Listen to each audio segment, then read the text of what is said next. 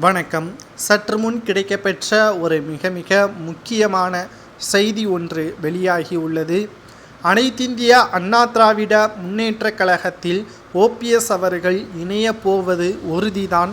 கெத்தாக அதிமுகவின் அலுவலகத்திற்கு செல்லதான் போகிறார். அதை யார் தடுத்தாலும் நிறுத்த முடியாது. காரணம், மறைந்த முதல்வர் ஜெயலலிதா அவர்களுக்கு பிறகு அதிமுக சுக்குநூறாக உடைந்துவிட்டது.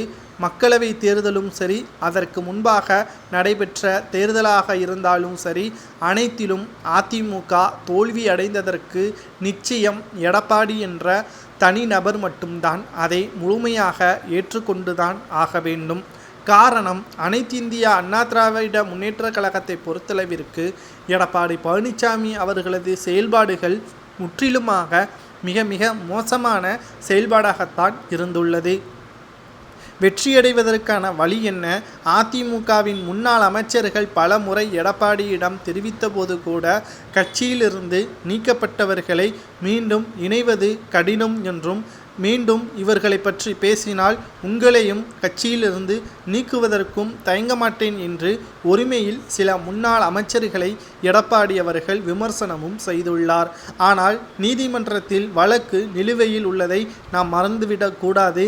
அதிமுக பொதுக்குழு சட்டத்திற்கு விரோதமானது என்றும், ஒருங்கிணைப்பாளர் அனுமதி இல்லாமல் அவசரமாக ஆலோசனை கூட்டத்தை கூட்டி பொதுச்செயலாளராக எடப்பாடி தன்னை முன்மொழிந்து கொண்டது ஏற்றுக்கொள்ள முடியாது என்றும், அதிமுகவின் உச்சகட்ட வரம்பு உள்ளவர்கள் அனைவரும் ஒருங்கிணைப்பாளருக்குத்தான் கட்டுப்பட முடியும்.